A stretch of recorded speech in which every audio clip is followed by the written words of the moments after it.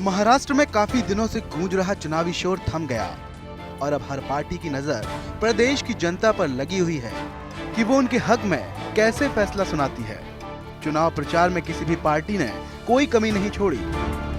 कांग्रेस और एनसीपी फिर से सत्ता पर काबिज होने की कोशिश करती दिखाई दी, तो वहीं बीजेपी और शिवसेना ने अलग होने के बाद भी अकेले दम पर सरकार बनाने की कोशिशों में लगते दिखाई दिए। हर पार्टी ने विरोधियों पर जमकर हमले किए। वहीं शिवसेना ने कांग्रेस और एनसीपी के साथ साथ बीजेपी को भी निशाने पर रखा। बीजेपी और प्रधानमंत्री मोदी पर शिवसेना ने कई हमले बोले। यानी हर पार्टी ने जनता के दिलों में जगह बनाने के लिए वो सब कुछ किया जो वो कर सकती थी। लेकिन चुनाव प्रचार खत्म होने के बाद अब मतदान में बस कुछ ही समय बाकी है, जब महाराष्ट्र की जनता उनकी किस्मत का फैसला करेगी। इसके लिए इंतजार करना होगा कि किस पार्टी को कैसा जनादेश मिलता है और कौन पार्टी महाराष्ट्र में टारगेट 145 को पूरा कर पाती है।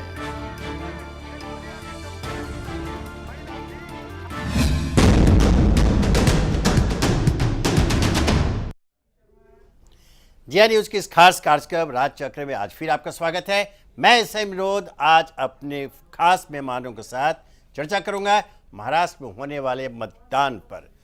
लोकसभा चुनाव के बाद महाराष्ट्र का विधानसभा चुनाव ही सबसे बड़ा चुनाव है, जिसमें कई दिग्गजों की प्रतिष्ठा दांव पर लगी हुई है।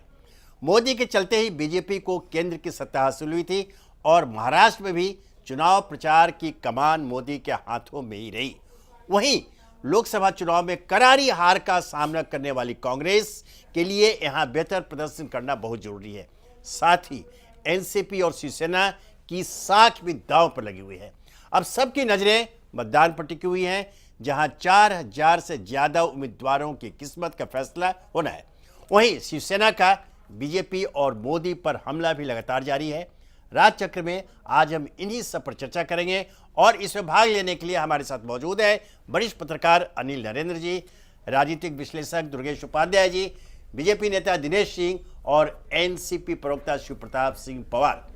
साथ ही मुंबई से हमारे साथ जुड़ेंगे कांग्रेस प्रवक्ता अल नसीर जकरिया। तो चलिए शुरू करते हैं राज चक्र में आज का सफर टारगेट 145।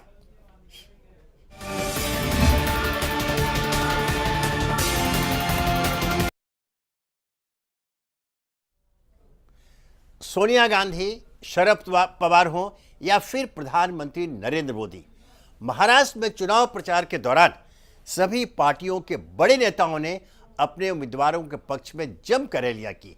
लेकिन अब फैसला प्रदेश की जनता को करना है। वहीं शिवसेना अभी भी बीजेपी पर हमले करने से बाज नहीं आ रही।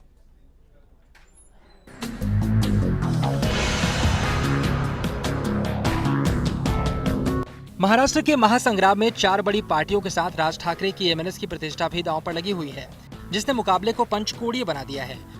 चुनाव प्रचार में हर पार्टी ने विरोधियों पर जमकर हमले किए। जहां 15 सालों का गठबंधन टूटने के बाद कांग्रेस और एनसीपी काफी हद तक एक दूसरे को निशाना बनाने से बचते रहे और अपना पूरा जोर बीजेपी और मोदी पर निशाना साधने में ही लगाए रखा। वहीं बीजेपी से अलग होने के बाद शिवसेना ने लगातार बीजेपी पर हमला जारी रखा। बीजेपी भले ही शिवसेना पर उतनी हमलावर नहीं रही, लेकिन शिवसेना ने बीजेपी और प्रधानमंत्री मोदी पर हमले का कोई मौका नहीं छोड़ा। अब चुनाव प्रचार खत्म होने के बाद भी शिवसेना ने बीजेपी पर बड़ा हमला बोला है। बीजेपी पर शिवसेना का बड़ा हमला, बीजेपी को बताया सबसे बड़ा दुश्मन। शिवसेना को हराने में लगी प्रधानमंत्री की फौज, प्रधानमंत्री मोदी के पिता पर मारा ताना। शिवसेना ने पार्टी के मुखपत्र सामना के जरिए बीजेपी और प्रधानमंत्री मोदी पर फिर निशाना साधते हुए बीजेपी को असली दुश्मन बताया है। साथ ही एक कदम आगे बढ़ते हुए शिवसेना ने प्रधानमंत्री मोदी के पिता के नाम पर भी ताने मारे। सामना के संपादकीय में उद्धव ठाकरे ने लिखा कि अकेले बीजेपी के नाम पर तो जनादेश नहीं मिला था, नरेंद्र मोदी का मतलब निकल गया तो पहचानते नहीं, इसलिए बीजेपी का ढोंग सामने लाना हमारा कर्तव्य है। शिवसेना प्रमुख बाल ठाकरे की नकल के बलबूते नमो का सियासी उदय हुआ और अब वो उसी के खात्मे की योजना बनाने में लगे हैं।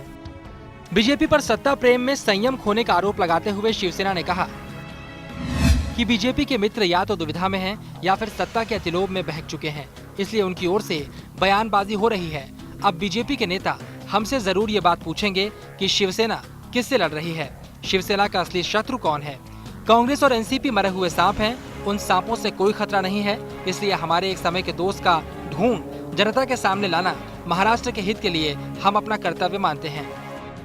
चुनाव प्रचार के दौरान शिवसेना पहले भी बीजेपी और मोदी पर कई बड़े हमले बोल चुकी है, क्योंकि शिवसेना के साथ साथ सभी प्रमुख पार्टियों की लोकप्रियता का लोकसभा चुनाव के बाद पहला बड़ा इम्तिहान है। वैसे तो हर पार्टी ने जमकर चुनाव प्रचार कर जनता को रिझाने की कोशिश की, लेकिन इस मामले में बीजेपी दूसरी पार्टियों से आगे खड़ी दिखाई दी। इसका अंदाजा इसी बात से लगाया जा सकता है कि विरोधियों की आलोचनाओं को दरकिनार करते हुए प्रधानमंत्री मोदी ने ही 27 रैलियां की। मोदी के अलावा नितिन गडकरी और राजनाथ सिंह जैसे नेताओं ने भी कई रैलियां की, जबकि इसके मुकाबले कांग्रेस के बड़े नेता पीछे रहे। कांग्रेस अध्यक्ष सोनिया गांधी ने महाराष्ट्र में जहां 3 रैलियां की, वहीं कांग्रेस उपाध्यक्ष राहुल गांधी ने महज 4। महाराष्ट्र में वैसे कई दिग्गजों की प्रतिष्ठा दांव पर लगी हुई है, लेकिन चुनावी समर में उतरने वाले प्रमुख उम्मीदवारों में पूर्व सीएम पृथ्वीराज चौहान, पूर्व उप मुख्यमंत्री अजित पवार, प्रदेश बीजेपी अध्यक्ष देवेंद्र फडणवीस और विपक्ष के नेता एकनाथ खड़से शामिल हैं। बहरहाल हर पार्टी को महाराष्ट्र में जो ताकत लगानी थी उसने लगा दी। अब सत्ता की चाबी प्रदेश की जनता के हाथ में है, अब वो उम्मीदवारों की किस्मत का फैसला करेगी। ब्यूरो रिपोर्ट, जी न्यूज़।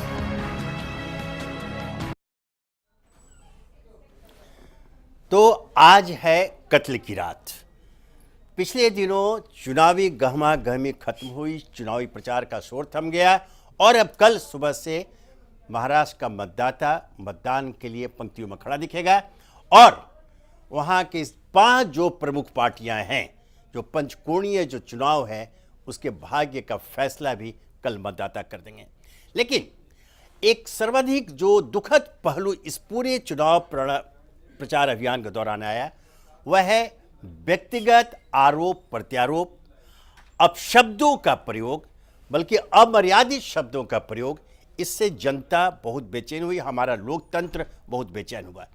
भारत विश्व का सबसे बड़ा लोकतंत्र है और सफलतम लोकतंत्र है। पूरे संसार की नजरें हम पर टिकी रहती है, मिसाल दी जाती है भारतीय लोकतंत्र की सफलता का। ऐसे में हमारी अपेक्षा यह होनी चाहिए कि अब ठीक है, चुनावी प्रचार अभियान के दौरान आरोप लगते हैं, प्रत्यारोप लगते हैं, एक दूसरे को कोच बोलते हैं, लेकिन अब इसके बाद जब मतदान शुरू है तो हमें मतदाता के लिए एक ऐसा वातावरण देना चाहिए, एक ऐसा निर्भीक वातावरण देना चाहिए कि हर मतदाता निडरतापूर्वक अपनी इच्छा अनुसार मतदान कर सके और उम्मीदवारों के या पार्टियों के भाग्य का फैसला कर सके बगैर किसी दबाव के। लेकिन ऐसा होता नहीं दिख रहा। जिस प्रकार से चुनाव प्रचार समाप्त होने के बाद भी शिवसेना की ओर से विशेषकर भारतीय जनता पार्टी के ऊपर आक्रमण हो रहे हैं, वह बड़ा ही कर्वाहट भरने वाला है। यहां तक कह दिया गया कि एक चाय बेचने वाला, उद्धव ठाकरे का, एक चाय बेचने वाला जब प्रधानमंत्री बन सकता है तो मैं मुख्यमंत्री क्यों नहीं, कौन रोकता है? यही तो भारतीय लोकतंत्र की खासियत है, जहां एक सड़क पर चाय बेचने वाला भी प्रधानमंत्री बन सकता है और समुद्र के गोदी में काम करने वाला राष्ट्रपति बन सकता है। यह भारतीय लोकतंत्र की खासियत है, इस पर तो हमें गर्व होना चाहिए। लेकिन व्यंग के लहजे में किसी दल के द्वारा, खासकर उसके नेता के द्वारा इसका प्रयोग करना यह दुखदायी है। ऐसे में आज हम ये जानना चाहेंगे, ठीक है, कल क्या होगा। मैं सबसे पहले अनिल नरेंद्र जी के पास चलूँगा।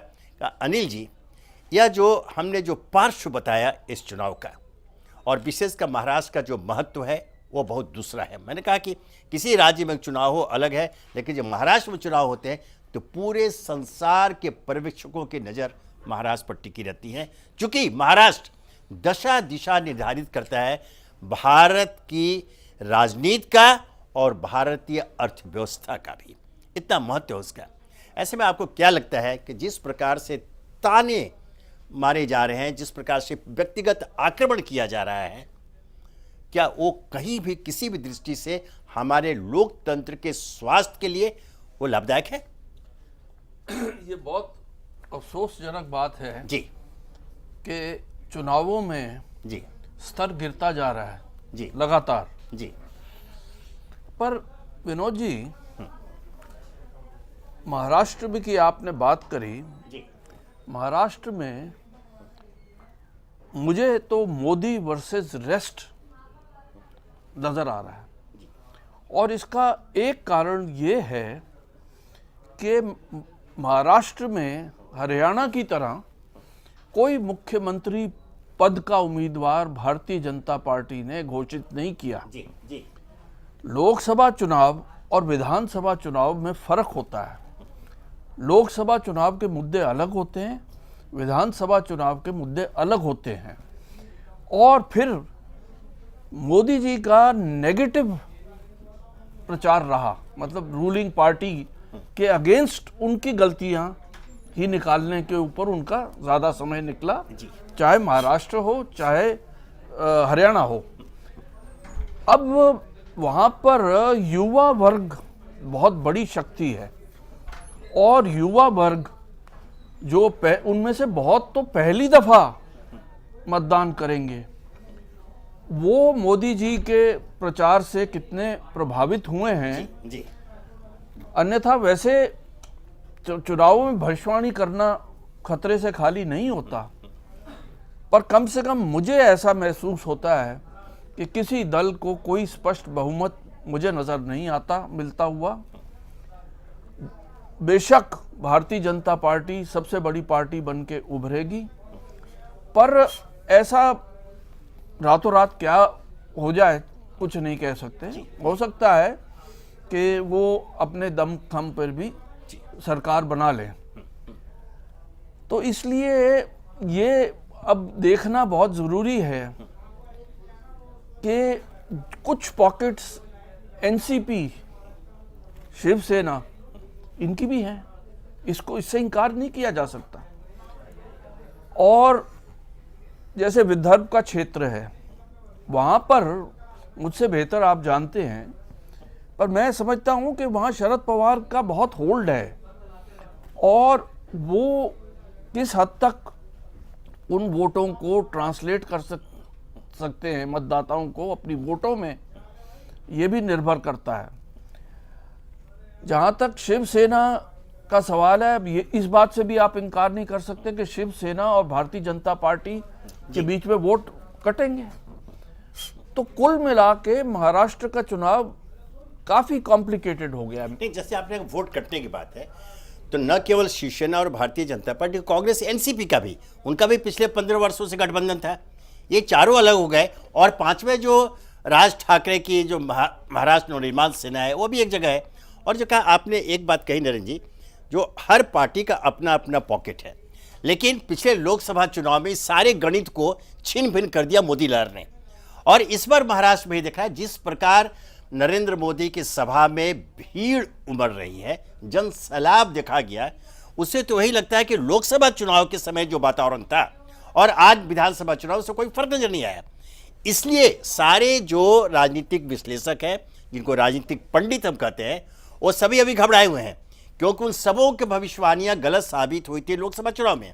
और यहाँ जैसा आपने खुद कहा कि इस बार वहां पर प्रतिष्ठा दांव पर किसी एक पार्टी की नहीं है, एक व्यक्ति की है, वो है प्रधानमंत्री नरेंद्र मोदी। चूंकि उन्होंने पूरी की पूरी भारतीय जनता पार्टी का चुनावी प्रचार अभियान का जो कमान अपने हाथों में लिया, जो स्थानीय नेता है वो साथ रहे जरूर, लेकिन सामने सिर्फ मोदी रहे। और नारा भी यही दिया गया स्थानीय स्तर पर कि छत्रपति शिवाजी का आशीर्वाद, चलो नरेंद्र मोदी के साथ, मैंने उनके नाम पर लड़ा जा रहा है।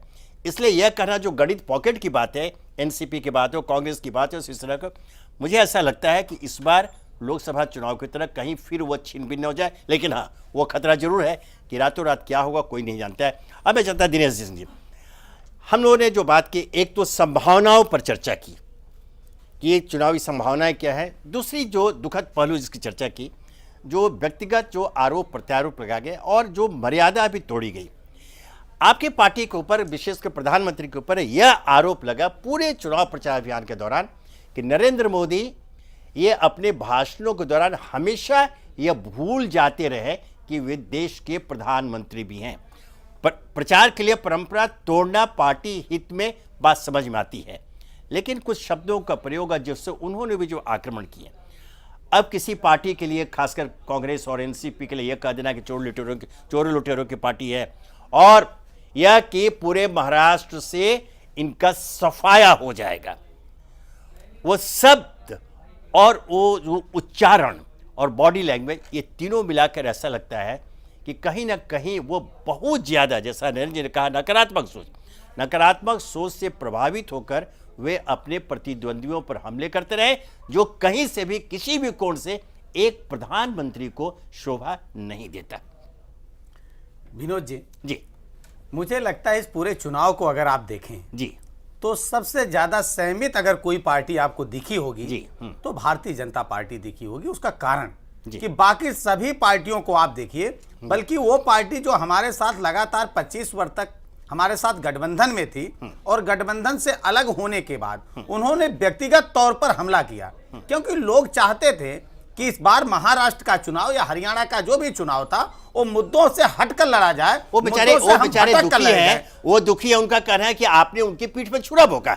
विनोद जी, हमको ये बताइए, अब तो जनता को तय करना है ना जी, किसने किसकी पीठ में छुरा घोपा, ये जनता पे छोड़ दिया। अभी आपने कहा पंच परमेश्वर, 5 पार्टियां मैदान में है, लेकिन वो पंच परमेश्वर का काम इस समय जनता का है, और जनता ही जनार्दन होती है विनोद जी भारतीय लोकतंत्र में। और उस जनता को तय करने दीजिए कि वास्तव में पंच की कुर्सी पर किसे आसीन करना चाहती है। और दूसरी बात, आज जिस तरह का व्यक्तिगत हमला उनकी तरफ से हो रहा है, वो कह रहे हैं कि भारतीय जनता पार्टी हमारी नंबर 1 की दुश्मन है, यही उनके शब्द है। स्पष्ट कहा, बिल्कुल स्पष्ट। मैं ये कहता हूं, मुझे ये लगता है, मैंने एक दिन और आपके ही चैनल पे निवेदन किया था कि एक परिवार के 2 भाई साथ साथ चलते हैं, 25-30 वर्षों तक साथ चलते हैं, किसी मुद्दे पर हो सकता है कोई मतभेद होकर अलग अलग रास्ते पर जाने की बात हर परिवार में आती है विनोद जी, किसी ना किसी दिन। लेकिन आप 25-30 साल तक साथ रहिए और परिवार के दोनों भाई अलग रास्ते पर चलिए, और जिस दिन आप अलग हो जाइए उसी दिन से आप कीचड़ उछालना शुरू कर दीजिए, मुझे लगता शोभा नहीं देती है। और प्रधानमंत्री की बात आपने कहा कि प्रधानमंत्री ने व्यक्तिगत उनके ऊपर किस तरह के हमले किए गए, लेकिन उन्होंने पहले दिन ही कहा था कि बाला साहब ठाकरे हमारे अभिभावक थे, संरक्षक थे, और पहली बार उनकी अनुपस्थिति में चुनाव हो रहा है, इसलिए हम उनका सम्मान करते हुए इस पूरे चुनाव में हम कुछ नहीं बोलेंगे, और उन्होंने कुछ नहीं बोला। और दूसरी चीज, अंतिम क्षणों में उन्होंने भी आक्रमण नहीं विनोद जी, एक मिनट जी। और उसके बाद जो हमारे साथी कह रहे हैं कि हमारा दुश्मन नंबर 1 भारतीय जनता पार्टी जी, आप मुझसे भी सवाल कर सकते हैं कि भारतीय जनता पार्टी की दुश्मन नंबर 1 कौन है। वो उनका नजरिया हो सकता है, वो किसको दुश्मन मानते हैं, किसको दोस्त मानते हैं। कल वो उनके दुश्मन थे, आज उनके दोस्त हो गए, उनकी तारीफ करते हुए नजर आ रहे हैं। आप देखिए एनसीपी के साथी अब शिवसेना की तारीफ कर रहे हैं। मेरा कहने का मतलब है, उनके हो सकता है उनकी निगाह में भारतीय जनता पार्टी दुश्मन हो, लेकिन भारतीय जनता पार्टी के नेता होने के नाते मैं आपके चैनल पे कहना चाहता हूं कि भारतीय जनता पार्टी का अगर कोई दुश्मन नंबर 1 है तो भ्रष्टाचार है और कुशासन है, और हम उससे लड़ रहे हैं, वो हमारे दुश्मन है। इसलिए अगर मोदी जी ने आज वहां पर कांग्रेस और एनसीपी के साफ होने की बात की है, तो भ्रष्टाचार और कुशासन को साफ होने की बात की है। मुझे लगता है कहीं से भी उन्होंने गलत नहीं किया है। चलिए ठीक, अब आपकी बात को हम आगे बढ़ाएंगे, आपको सुनेंगे। हमारे साथ मुंबई में जुड़े हुए हैं कांग्रेस के प्रवक्ता नासिर जकरिया जी।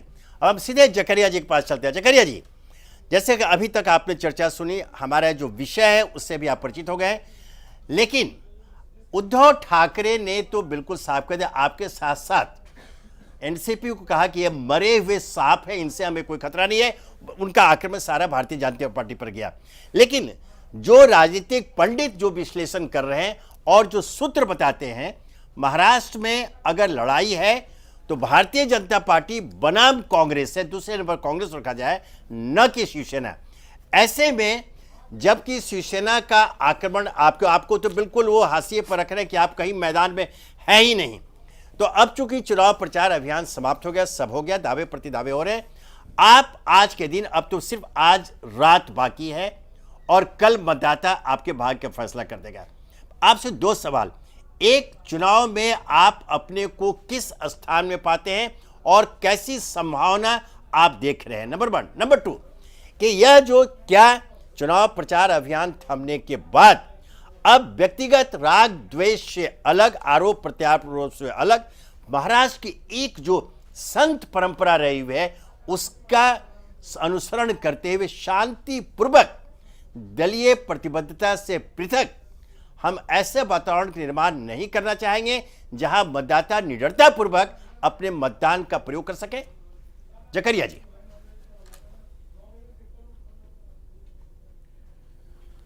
विनोद जी, बड़ा अच्छा प्रश्न आपने पूछा। पहले प्रश्न का उत्तर यह है जी कि कांग्रेस पार्टी प्रथम नंबर पे आएगी महाराष्ट्र में। It will emerge as a single largest party in Maharashtra. Okay सवाल नंबर 2, जी जो लोग कहते हैं कि महाराष्ट्र तो भूमि रही है ऋषि मुनियों की, संतों की, जी मगर हमें कहते हुए अफसोस होता है कि भारतीय जनता पार्टी और शिवसेना इन दोनों ने मिलकर पॉलिटिकल डिस्कोर्स कैंपेन का इतना नीचे गिरा दिए कि मेरे पास अल्फाज नहीं बयान करने। जी और मोदी जी प्रधानमंत्री की गरिमा को मेंटेन नहीं कर पाए। जी हम भी भारतीय, हम हिंदुस्तानी, आज हमारे वो प्रधानमंत्री है, लेकिन जिस लेवल का उन्होंने प्रचार किया पावर में आने के लिए, सत्ता में आने के लिए, इतना वो स्टूप लो हुए जी। और उनका देखा देखी करके शिवसेना ने वही की। अभी प्रचार खत्म होने करीब 30 घंटे हो गए, उसके बाद भी शिवसेना भारतीय जनता पार्टी आरोप प्रत्यारोप कर रहे। तो कांग्रेस पार्टी की तरफ से पर्सनल अटैक्स, कैरेक्टर असैसिनेशंस न कभी हुआ और ना होगा जी। और मैं एक बात ये कहना चाहता हूं विनोद जी, जो गलती, जो भूल जी लोगों ने लोकसभा के चुनाव में की, अब महाराष्ट्र की जनता नहीं करेगी। और वो पहचान लिए इनका मुखड़ा, वो जान लिए कि ये कम्युनल फोर्सेस जो बड़ी बड़ी बातें की देश को एक और अखंड रखने के लिए, आज बॉर्डर्स पे इतने सीज फायर वायलेशंस हो रहे और हमारे डिफेंस मिनिस्टर हेल्थ के वजह से घर से ऑपरेट कर रहे और हमारे प्रधानमंत्री हरियाणा और महाराष्ट्र के दौरे कर रहे। दिल्ली में पाकिस्तान का मुकाबला देने वाला कोई नहीं है। ये बड़ी शर्म और अफसोस की बात है। और पब्लिक 15 तारीख के दिन कांग्रेस पार्टी को ही मेजॉरिटी देगी। ये 19 तारीख को फैसला होगा। ठीक है जकेरा जी, एक सवाल का जवाब दे दूं क्षमा चाहते हुए। हमारे कांग्रेस के प्रवक्ता अभी बात कर रहे थे कि देश के प्रधानमंत्री इस तरह की बात कर रहे थे कि देश के प्रधानमंत्री ने कहीं कोड ऑफ कंडक्ट का उल्लंघन किया हो, और ये सीख लेने की जरूरत कम से कम कांग्रेस के साथियों से नहीं है। और एक सवाल मैं पूछना चाहता हूं आपके माध्यम से कि इस देश में एक प्रधानमंत्री और रहे, अभी 10 साल होके गए हैं, इस चुनाव में उनका कहीं पता नहीं चला। और दूसरी बात जो आप बात कर रहे हैं कि बॉर्डर पे प्रधानमंत्री जी लड़ने नहीं जाते हैं। उन्होंने पहले दिन कहा था बॉर्डर पर जिनको लड़ना है और जो जवाब देना है, कांग्रेस के मित्र को समझ लेना चाहिए। न इसके पहले जवाब दिया गया था, मुझे लगता है कई सालों तक जवाब नहीं दिया गया था, जो मन बढ़ गया था उनका ठीक अगर कोई प्रत्युत्तर दिया गया तो इस बार की वहां सेना ने दी है और सरकार ने उनको खुली छूट दी है। इसलिए इस मामले पर राजनीति ना हो तो ज्यादा अच्छा है, विषय महाराष्ट्र हो तो ज्यादा अच्छा है। और प्रधानमंत्री को क्या बोलना चाहिए क्या नहीं बोलना चाहिए कि कम से कम मुझे एक कांग्रेस से सीखने की आवश्यकता नहीं है। दिनेश जी, आपने कोड ऑफ कंडक्ट की बात उठाई, इस पर हम आएंगे और इनसे पूछेंगे। दुर्गेश उपाध्याय जी हमारे बीच मौजूद हैं, लेकिन आपके पास फिर आएंगे जकरिया जी। आप गलत कह रहे हैं, आपको हिस्ट्री पढ़ने की जरूरत है, तारीख उठा के देखो। मैं हिस्ट्री का स्टूडेंट हूं, इसलिए मुझे हिस्ट्री आती है। और दूसरी चीज हम वही कह रहे हैं ना कि आपकी रैलियां कम हुई और प्रधानमंत्री की रैलियां ज्यादा हुई, 2 दर्जन से ज्यादा। उसका कारण नासिर साहब जानते हैं। नासिर साहब, भारतीय जनता पार्टी ने हिस्ट्री को बदला है। आप लोगों ने हिस्ट्री को बदला है। नासिर साहब निश्चित तौर पर हमने इतिहास नहीं बदला है। नासिर साहब जरा सुनिए, जब आप बोलते हैं तो मैं नहीं बोलता हूं। भारतीय जनता पार्टी इतिहास नहीं बदली, लेकिन भारतीय जनता पार्टी आपके बिगाड़े हुए भूगोल को फिर से दुरुस्त करना जानती है। और कम से कम अगर हमारे प्रधानमंत्री ने 28 रैली की, जकारिया जी जब मैं बोल लूं तो बोलिए ना, बीच में जरा बोलने की आदत बंद कीजिए। आपको जनता भी जरा सुन लीजिए, उसके बाद आप बोलिए, मैं चुप रहूंगा। मैं सिर्फ ये कहता हूं कि 28 आप जब बोल रहे थे तो मैंने बोला, आप जब बोल रहे थे तो मैंने बोला, तो जरा शांत रही। 28 रैलियां की सोनिया जी को या राहुल जी को किसने मना किया था विनोद जी? आज अगर पता आप कीजिए कांग्रेस के कैंडिडेट से, हमारे भी बहुत मित्र हैं कांग्रेस में जी, लोग सोनिया जी और राहुल जी की, क्योंकि अध्यक्ष और उपाध्यक्ष हैं इसलिए मजबूरी है रैलियां करने के लिए।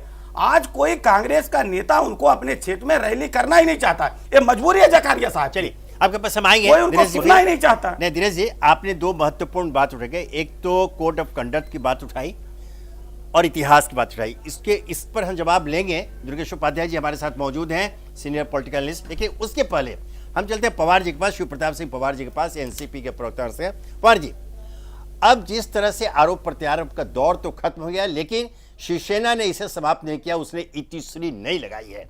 उनका आरोप चल ही रहा है और आपको कांग्रेस के साथ साथ बड़ा मसला बता दिया है। मैंने बताया कि आप तो कहीं चुनाव में है ही नहीं है, नॉन एंटिटी हैं, जबकि जो खबरें आ रही हैं आज भी लगता है महाराष्ट्र में अगर भारतीय जनता पार्टी का मुकाबला किसी से तो कांग्रेस और एनसीपी के साथ ही है, भले अलग अलग पॉकेट में हो।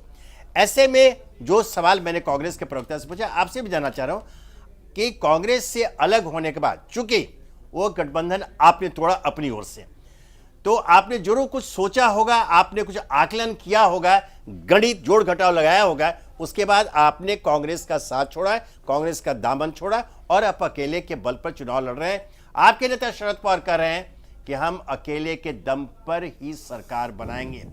इसमें कितना दम है वो मैं आपसे जानना चाहूंगा। और दूसरे, चूंकि हमारी जो चिंता है, जो लोकतंत्र की जो पवित्रता है और एक लोकतांत्रिक भारत की जो पहचान पूरे विश्व में, उसके ऊपर कोई दाग नहीं लगे, वो भी हमारी चिंता है जो इस चुनाव में देखने को मिली। इस पर भी मैं आपसे जानना चाहूंगा कि आखिर इस पर रोक कैसे संभव है।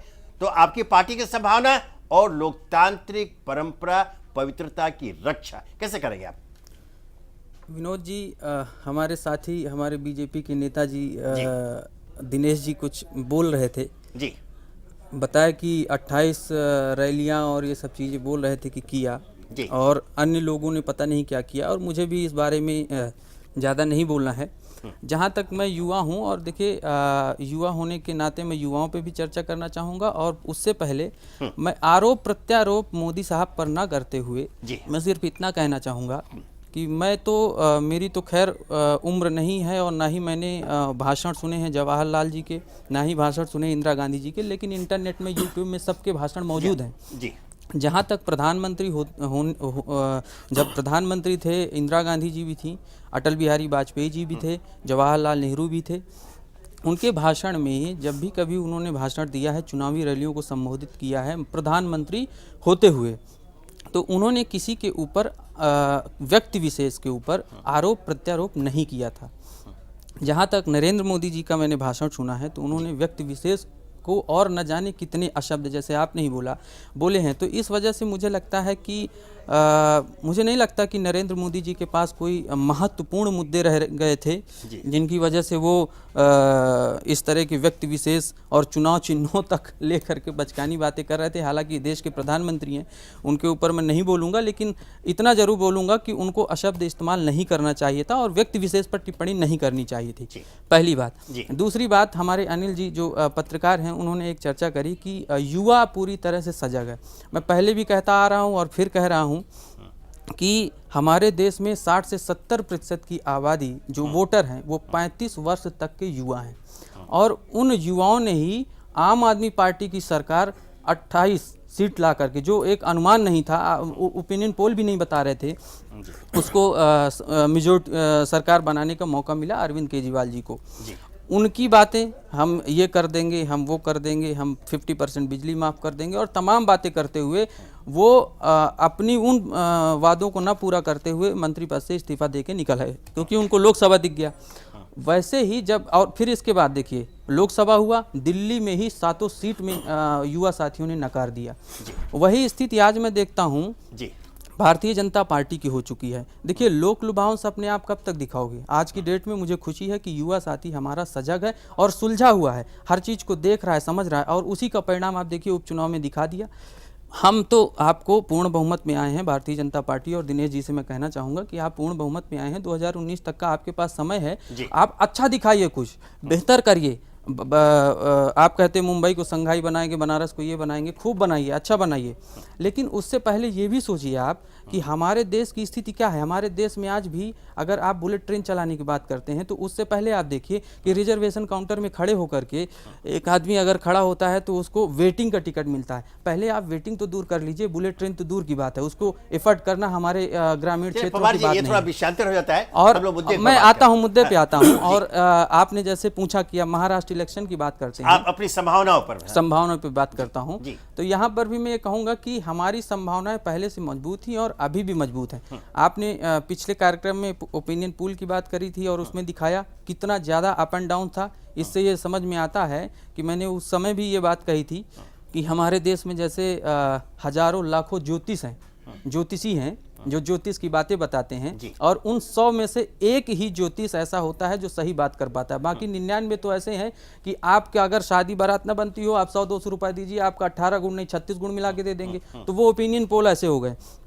महाराष्ट्र की स्थिति यह है कि शरद पवार कहीं ना कहीं ग्रामीणों के दिल में, जो ग्रामीण क्षेत्र में किसान भाई हैं, उनके दिलों में बसते हैं। उन्होंने मेहनत करी, उन्होंने पूरा 50 वर्ष समर्पित किया इस राजनीति में, इसीलिए शायद वो आज देश के नेता हैं। तो इस बात को हमारा युवा समझता है, हमारे महाराष्ट्र की जनता समझती है, और आने वाले समय में अभी 15 को देखिएगा इलेक्शन वोट होनी है और 19 को रिजल्ट आएगा। निश्चित तौर पर हम अच्छी सफलता के साथ आएंगे। चलिए आपके पास फिर आएंगे पवार साहब। अब इसके पहले कि हम उपाध्याय जी के पास चले, उनके सुने अब एक रिपोर्ट देख लें। महाराष्ट्र में मतदान की वो घड़ी भी बेहद नजदीक आ चुकी है जब हजारों उम्मीदवारों की किस्मत ईवीएम में बंद होनी है। चुनाव को शांतिपूर्ण तरीका से पूरा करने के लिए चुनाव आयोग भी पूरा सतर्क है। आइए एक नजर डालते हैं महाराष्ट्र के उम्मीदवारों और मतदान की तैयारियों पर। महाराष्ट्र में किसी भी पार्टी ने चुनाव प्रचार में कोई कोर कसर नहीं छोड़ी, लेकिन अब असली फैसला प्रदेश की जनता को करना है। प्रदेश में 288 सदस्यों वाली विधानसभा के लिए 8 करोड़ 25 लाख मतदाता 4119 उम्मीदवारों के भाग्य का फैसला करेंगे। इस चुनाव में 1699 निर्दलीय उम्मीदवार भी अपनी किस्मत आजमा रहे हैं।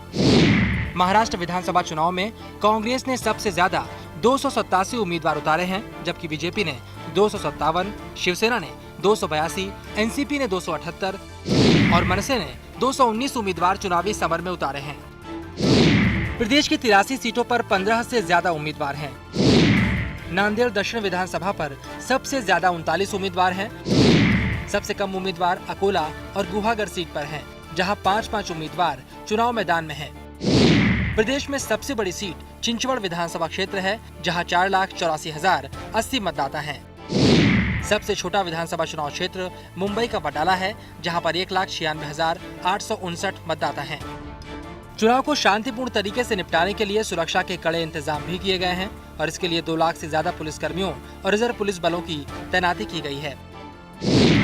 साथ ही दूसरे राज्यों की 390 कंपनियों को भी तैनात किया जाएगा। इसके अलावा 30,000 होमगार्ड भी ड्यूटी पर रहेंगे। मुंबई में 36 विधानसभा सीटों के 9,920 मतदान केंद्रों पर करीब 40,000 पुलिसकर्मी तैनात रहेंगे। इनमें अर्धसैनिक बल भी शामिल हैं। नक्सल प्रभावित गढ़चिरौली में सुरक्षा के विशेष इंतजाम किए गए हैं ताकि माओवादी कोई व्यवधान न डाल सकें।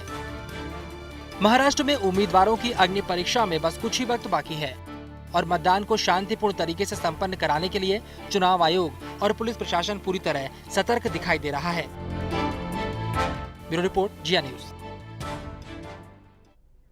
तो हमने ये रिपोर्ट देखी, मतदान और सुरक्षा के जो जो उपाय किए गए उसकी विस्तृत जानकारी अभी हमने आपको दी। अब मैं सीधे चलता हूं दुर्गेश उपाध्याय जी के पास, सीनियर पॉलिटिकल एनालिस्ट हमारे साथ। दुर्गेश जी, अभी तक की चर्चा आपने सुनी, एक महत्वपूर्ण मुद्दा उठा कोड ऑफ कंडक्ट का। यह दावा किया है कि प्रधानमंत्री, ये कहा कि पहले तो कहा कि प्रधानमंत्री ने कोड ऑफ कंडक्ट को तोड़ा, हमारे दिनेश जी ने उसको चुनौती दी कि ऐसा नहीं हुआ। मैं इसमें आपसे जानना चाहता हूं एक राजनीतिक विश्लेषक के रूप में, अभी कल महाराष्ट्र के जितने रीजनल न्यूज चैनल्स हैं, मराठी के जितने न्यूज चैनल्स हैं और जितने केबल चैनल्स हैं, सब पर एक पेड, मैं रिपीट कर रहा हूं, पेड प्रोग्राम चला प्रधानमंत्री नरेंद्र मोदी के अमेरिका में मेडिसन स्क्वायर गार्डन पर दिए गए भाषण का। पूरा उसमें भारतीय जनता पार्टी के चुनाव चिन्ह को भी दिखलाया गया और ये कहा गया। ये साफ है, और यह हुआ जब चुनावी प्रचार शोर जो कोर्ट थमने के कुछ घंटे पूर्व, आखिरी चंद 5 बजे तक चलाई है।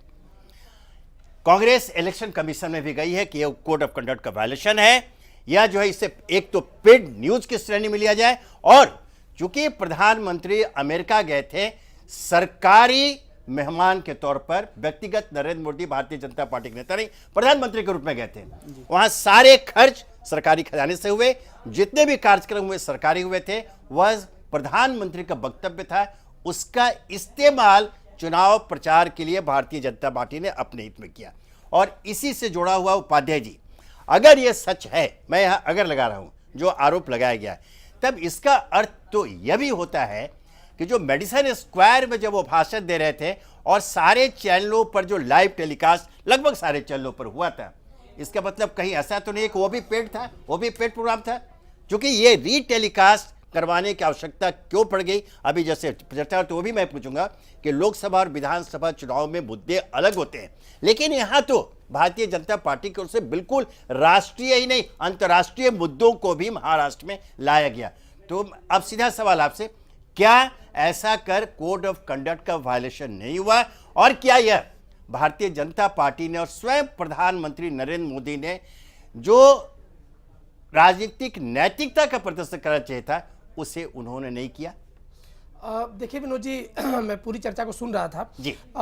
जो मॉडल कोड ऑफ कंडक्ट के वायलेशन की बात है, जी। सबसे बड़ी बात यह है कि भारतीय जनता पार्टी के पास जी। माननीय नरेंद्र मोदी जी के अलावा अभी आप देखेंगे बड़ा एक दिलचस्प जो चीज निकल करके इन चुनाव में आ रही है। हम लोग ये समझ करके चल रहे थे कि कहीं ना कहीं एक जो सेकंड लाइनअप है भारतीय जनता पार्टी का, भाई जिस तरह से जिस गाजे बाजे के साथ केंद्र में सरकार बनी, नरेंद्र मोदी एक बहुत बड़ा चेहरा उभर करके सामने आया, उनके चेहरे पर पूरा चुनाव लड़ा गया और अप्रत्याशित जीत दर्ज हुई। लेकिन आप देखें जैसे ही वो अमेरिका की यात्रा से लौट करके आते हैं और जिस तरह से अब तक उन्होंने इस पूरे चुनाव में 27 रैलियों को संबोधित किया, धुआंधार रैलियां हुई, और उसमें कहीं ना कहीं एक भीड़ भी जो है उमड़ी, क्योंकि उनकी जो भाषण की शैली है, जिस तरह से बात करते हैं, जिस तरह से वो कनेक्ट करते हैं, तो लोगों को आनंद आता है। और कहीं ना कहीं भारतीय जनता पार्टी के लिए वो एक तुरुप का पत्ता भी है कि कहीं ना कहीं एक बहुत बड़ा जो टर्न आउट है उसको अपने फेवर में करने की हैसियत रखते हैं, और उन्होंने खुद को साबित किया है।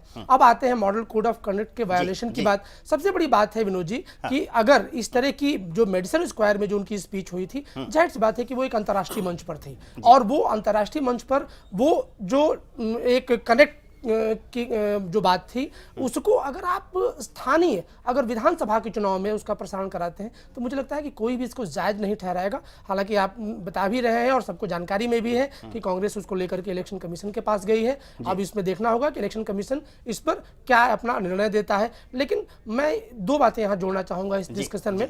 सबसे बड़ी बात तो ये है कि एक देश के प्रधानमंत्री को, जैसे कि हमारे एनसीपी के मित्र कह भी रहे थे, अब जिस तरह की भाषा या जिस तरह का जो एक अभी आज सामना के जिस लेख की बात हो रही थी, मुझे लगता है कि इसको कहीं भी उचित नहीं ठहराया जा सकता है। प्रधानमंत्री की अपनी एक गरिमा होती है, और जाहिर सी बात है कि कहीं ना कहीं इसने भारतीय जनता पार्टी का जो सेकंड लाइनअप है, जिसको कि हम लोग मान करके चल रहे थे कि वो इन चुनाव में अपनी प्रतिभा का प्रदर्शन करेगा, वो नहीं कर पाया। अंत में प्रधानमंत्री को खुद कमान संभालनी पड़ी, और आप देखेंगे कि जो भी महाराष्ट्र के बड़े चेहरे हैं उनको पीछे कर दिया गया। यहाँ तक कि अब जो कोर इशू है गुड गवर्नेंस, जिस पर कि प्रधानमंत्री हमेशा बात करते आए हैं, और जो कि सीधे इस देश के 65% युवा वर्ग को सीधे कनेक्ट करता है, उस पर प्रधानमंत्री इस पूरे जो है विधानसभा चुनाव को फोकस करना चाहते हैं। और मुझे अब लगता है कि हमें कल का इंतजार करना चाहिए कि अब जनता जो रैलियों में उमड़ी थी, जिसने उनका भाषण सुना है, वो अब कितना वोटों में वो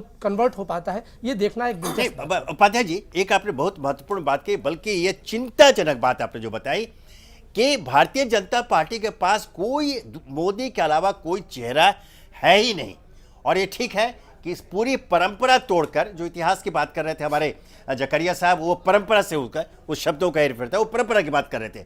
पूरी परंपरा तोड़कर एक देश का प्रधानमंत्री 27 रैलियां विधानसभा चुनाव में करता है। चलिए, यहाँ हम यह संदेह का लाभ देते हैं कि भाई चूंकि वो पहली बार प्रधानमंत्री बने, और यह तो निश्चित है, निर्विवाद है कि लोकसभा चुनाव में जो सफलता मिली उनके कारण मिली, इसलिए कोई भी वो चांस नहीं लेना चाहते थे, और उन्होंने खुद मैदान में उतर कर उन्होंने कमान संभाल लिया कि पहले भारतीय जनता पार्टी को जीत दिलाए। परंपराएं बनती हैं तो परंपराएं टूटती भी हैं, लेकिन इसमें खतरा और चिंताजनक बात यह हो गई है कि क्या हम एक भारत, एक दल और एक नेता की नई परंपरा स्थापित करने जा रहे हैं? यह खतरनाक बात है। ध्यान रहे, एक ऐसा समय आया था जब इंदिरा गांधी ने इसकी कोशिश की थी, उसके बाद देश में क्या हुआ इतिहास में वो दर्ज है। है ना, उन्होंने खुद स्वयं को समाप्त करा और पार्टी को भी लगभग समाप्त करवा दिया था, है ना। और ऐसी स्थिति में आज जब इतना बड़ा जनादेश लेकर के नरेंद्र मोदी प्रधानमंत्री की कुर्सी पे बैठे हैं पूर्ण बहुमत के साथ, 30 वर्षों के बाद किसी दल को पूर्ण बहुमत प्राप्त हुआ और मिला, तो वैसी स्थिति में आज उन पर एक बहुत ही अहम जिम्मेदारी है देश को चलाने के लिए पूरी गरिमा के साथ और आदर्श स्थापित करते हुए, और ऐसी परंपरा का निर्माण करें जो लोग अनुसरण करें, ऐसी नहीं कि आगे चलकर वह स्वयं उनके लिए और पार्टी के लिए आत्मघाती सिद्ध। तो पाते जो वही जानते हो, जो ये जो शंका जिस प्रकार ये उभरी है कि कहीं हम पूरा देश एक भारत एक दल और एक व्यक्ति की नई परिभाषा तो लिखने नहीं जा रहा है।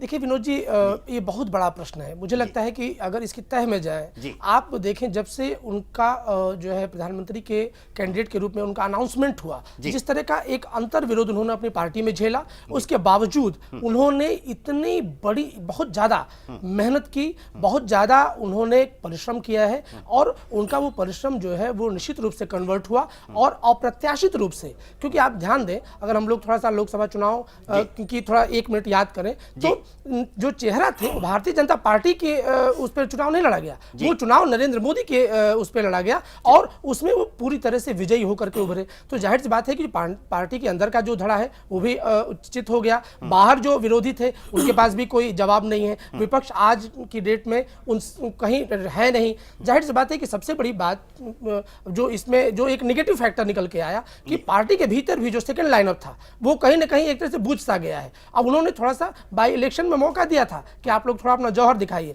लेकिन वो जौहर दिखा नहीं। तो कम से कम वो एक दबाव जो है प्रधानमंत्री के ऊपर भी है कि अगर महाराष्ट्र जहां की सबसे ज्यादा विधानसभा सीटें हैं, हरियाणा में भी वो चाहते हैं कि अगर वो जो केंद्र में जो जिस गुड गवर्नेंस की बात कर रहे हैं, जिस स्वच्छता भारत अभियान की वो बात कर रहे हैं या जो भी वो योजनाएं जो केंद्र में आ रहे हैं, अगर वो विधानसभाओं में उनका ज़्यादा लीड नहीं होगा, उनकी सरकारें नहीं होंगी, तो जाहिर सी बात है कि अगर एजुकेशन की बात करें, कानून व्यवस्था की बात करें, ये सब सारे विषय राज्यों के हैं, तो वो चाहते हैं कि वहां पर उनकी सरकारें बने। लेकिन जो सबसे दिलचस्प बात जो निकल करके आई है वो ये कि प्रधानमंत्री के बाद भारतीय जनता पार्टी में ये माना जा रहा था, जिन अमित शाह की बात होती थी कि उनका चुनावी मैनेजमेंट बड़ा बेहतर है, वो कहीं ना कहीं लास्ट मिनट में बिखरता हुआ दिखा और खुद प्रधानमंत्री को कूदना कमान संभालने पड़ी। ठीक है, बाद मैं पास फिर आने की कोशिश करूंगा। अनिल जी, एक जो महत्वपूर्ण बात दिनेश जी आपसे भी इस बात में जानना चाहूंगा, जो महत्वपूर्ण जो चिंता का विषय उभर कर आया है वो आ रहा है एक भारत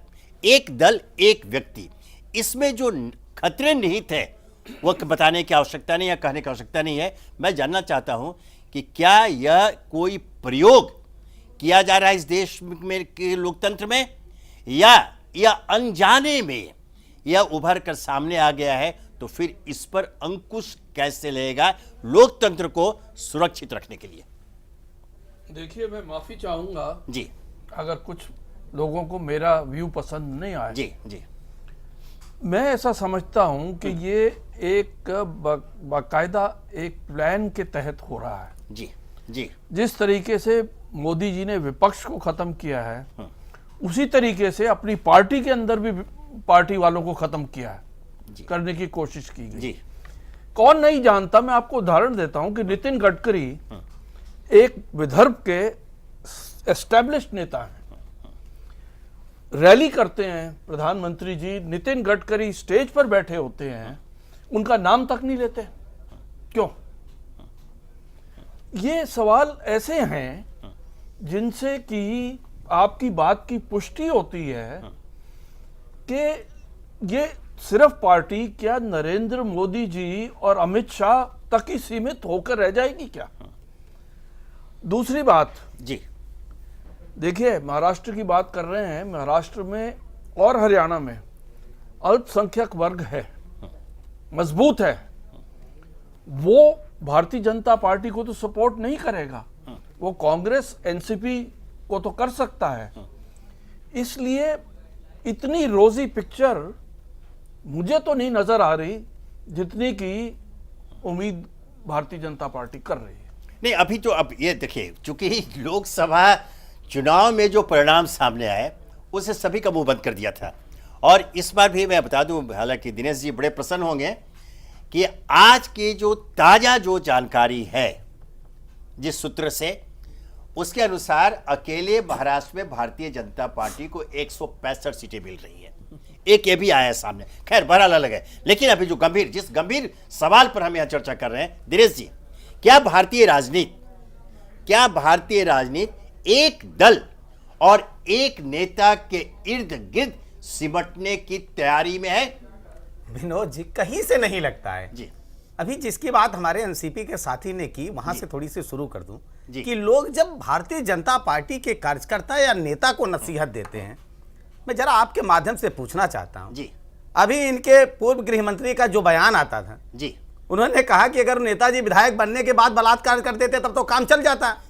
और अजीत पवार का वो दिया गया स्टेटमेंट तो आज मैं आपके चैनल पे कह भी नहीं सकता हूं कि जिन्होंने कहा कि मजाक में कह दिया, और जब जनता मजाक करने वाली है कल, तो कितना भयानक हो रहा है इसको एनसीपी के साथी भी जानते हैं, कांग्रेस के साथ। नहीं, मेरे बिल्कुल आपके प्रश्न में। और दूसरी चीज, किस चीज की गरिमा क्या होती है और गरिमा कैसे बनाई जाती है? विनोद जी, मेरा जितना राजनीतिक जीवन है, जितना सामाजिक जीवन है, मुझे नहीं लगा कि माननीय मोदी जी द्वारा जो स्थापित जो मापदंड हैं वो किसी ने किया होगा। वही संसद भवन था। आज के 60 साल पहले तक भी लोग संसद भवन में प्रवेश करते थे। माननीय मोदी जी ने जब संसद भवन के गेट पर पहुंचे तो साष्टांग होकर उस भारतीय लोकतंत्र के मंदिर को नतमस्तक किया था। यह उन्होंने एक परिपाटी स्थापित की थी। और सिर्फ हिंदुस्तान ही नहीं, आज जो यूथ की बात कर रहे थे, आप आंकड़ा उठा के देखिए, आज का नौजवान मूर्ख नहीं है, नौजवान चीजों को समझता है और उसको समझने की क्षमता भी सबसे ज्यादा होता है। इसलिए भारत के लोकतंत्र में कहा जा रहा है सबसे युवा देश है भारत, सबसे बड़ी आबादी युवाओं की है आज वो भारतीय जनता पार्टी के साथ। इसीलिए दूसरी चीज, आपने कहा क्या एक आदमी के इर्द गिर्द तो नहीं घूम रही है?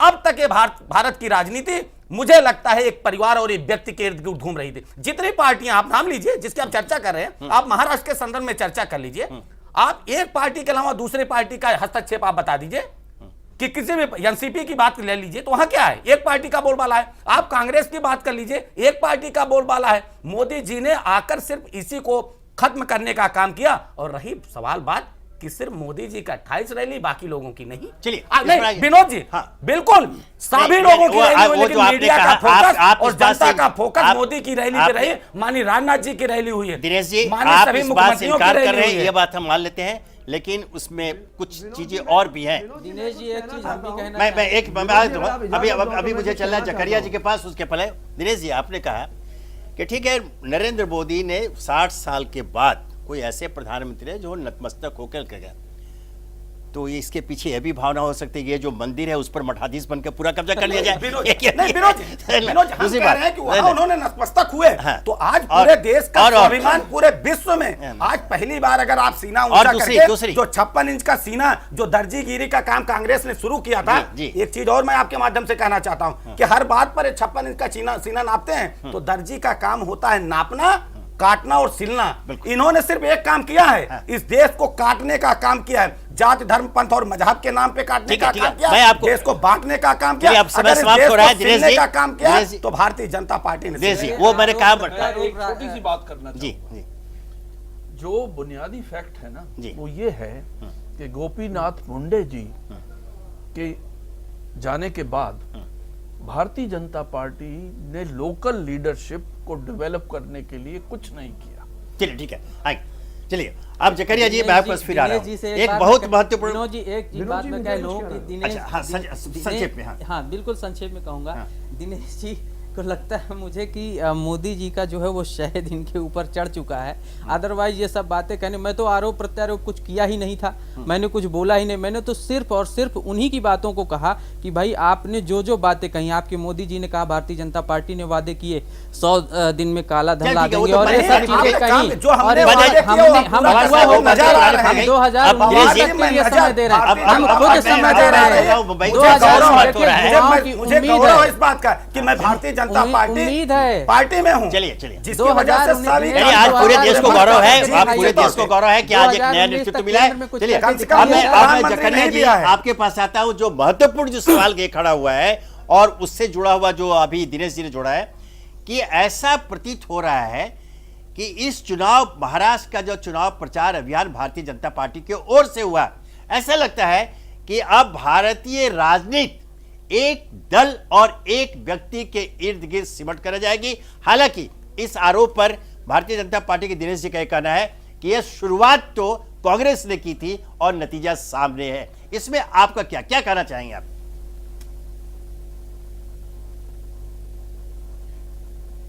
विनोद जी, सबसे पहले तो मैं ये कहना चाहूंगा जी कि ये जो आपके टेलीविजन चैनल पे श्रीमती सोनिया गांधी जी ने 4 रैलीज ली और श्री राहुल गांधी जी ने 6 रैलीज ली। जी हाँ। तो कुल मिलाकर हमारे अध्यक्ष और उपाध्यक्ष ने 10 रैलीज ली। जी। दूसरी बात जो हमारी चर्चा चल रही है कि महाराष्ट्र में जी भारतीय जनता पार्टी के पास कोई मास बेस लीडर नहीं है जी। तो बड़ी मजबूरी में उनको मोदी जी को बुलाना पड़ा। आज भी जो रेस चल रही है बिहाइंड द सीन्स, वो मुख्यमंत्री कौन बने इसकी उनको फिक्र है। कौन है उन्होंने उनके मैनिफेस्टो में विदर्भ का मेंशन नहीं किया। उन्होंने उनके मैनिफेस्टो में डेवलपमेंट ऑफ माइनॉरिटीज की कुछ बात नहीं की। उन्होंने महाराष्ट्र को नंबर 1 कैसे रखेंगे as a commercial capital, Bombay के इंफ्रास्ट्रक्चर डेवलपमेंट, यूथ के लिए क्या करेंगे, किसानों के लिए क्या किए। ये सिर्फ यही रेस में लगे कि मिशन 145 कैसा भी करके हम सत्ता में आए। और मुझे कहते हुए बड़ा अफसोस होता है कि जो दिनेश जी बातें कर रहे हैं, ये मोदी जी बड़े क्या कहते हैं, अभी मैं अल्फाज नहीं, बट बड़े बड़े अच्छे एक्टर है। हमारे बम्बई में मैं महबूब स्टूडियोज के सामने रहता हूँ, तो एक्टिंग बड़ी अच्छी करते हैं। बट अगर वो प्रैक्टिकल शख्स है, अगर वो कमिटेड शख्स है, तो वो करके बताएंगे। क्योंकि अगर आप एक्शन करो, एक्टिंग करो, but if you don't preach what you are saying, तो अभी तुम लोगों की दिशा भूल नहीं सकते हो।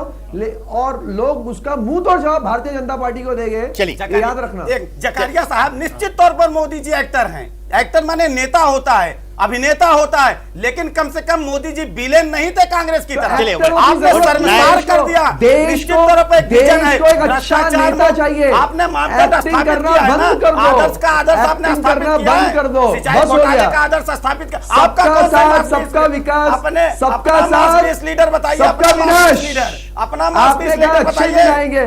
कौन जनाधार वाला नेता है महाराष्ट्र, बताइए। मुझे इसका सवाल, मोदी जी ने जलेबी मत बनाइए, नाम बताइए। बात सुनिए, आप जलेबी मत बनाइए। मोदी जी ने कभी गरीबों की बात की अपनी भाषण में, है कांग्रेस में, बताइए ना। कभी किसानों की बात बताइए ना। मोदी जी ने निश्चित तौर पर कर रहे हैं, करके दिखा रहे हैं, करके दिखा रहे हैं। मैं आप 7 साल में कुछ कर नहीं पाए, मैं सरकार भी आप चले गए। आप 100 दिन में महंगाई कम कर रहे हैं, पक्ष की बात नहीं की। मैं अब ये आपका करने का काम है, परिक्रमा कीजिए। चलिए, अब हमारा समय समाप्त हो रहा है। दिनेश जी, जकरिया जी, अब तो कुछ घंटे बचे हैं। अब तो महाराष्ट्र की जनता इस बात का फैसला कर देगी कि कौन कितने पानी में है, किसके दावे में सत्यता है और किसके दावे में झूठ और सिर्फ झूठ कर। लेकिन जो बहुत आज की चर्चा से एक महत्वपूर्ण सवाल जो खड़ा हुआ है, वो पूरे संदेह का लाभ देते हुए भी यह सवाल सामने है और इस पर देश को बहस करनी होगी। यह राष्ट्रीय बहस का आग्रह है कि हमारे भारतीय राजनीति की दिशा क्या सचमुच एक दल और एक व्यक्ति की तरफ जा रही है। अगर ऐसा है तो यह भारतीय लोकतंत्र के लिए बहुत ही अशुभ संकेत है। लेकिन जैसा मैंने कहा कि मैं संदेह का लाभ देता हूं, लेकिन मैं यह मानकर चलूंगा और हम सभी यह मानकर चलेंगे कि अभी नई नई सत्ता उनके पास आई है, बहुत सारी गलतियां अनजाने में भी हो सकती हैं। ये एक गलती यह भी होगी। और चूंकि महाराष्ट्र में जहां तक प्रधानमंत्री के चुनाव प्रचार का है, मैंने कहा चूंकि व्यक्तिगत प्रतिष्ठा नरेंद्र मोदी की रही, इसलिए उन्होंने कोई खतरा मोल लेने का नहीं सोचा और स्वयं मैदान में कूद पड़े। अब चूंकि लोकसभा चुनाव और विधानसभा चुनाव में मुद्दे अलग होते हैं, मतदाता का मिजाज भी अलग अलग होता है, इसलिए इस बात की प्रतीक्षा दिलचस्प होगी कि अंततः ईवीएम से परिणाम क्या आते हैं और चुनावी ऊंट किस करवट बैठता है। तो हम कल 15 अक्टूबर और फिर 19 अक्टूबर की प्रतीक्षा कर लें, सभी का जवाब मिल जाएगा। हमारे सभी जो वाद विवाद है, आरोप प्रत्यारोप है, सभी का उत्तर मिल जाएगा। अब आज की चर्चा को मैं विराम देता हूं। कल हम फिर मिलेंगे राज चक्र में नए विषय के साथ, नए मेहमानों के साथ। तब तक के लिए मुझे इजाजत दीजिए। नमस्कार, धन्यवाद।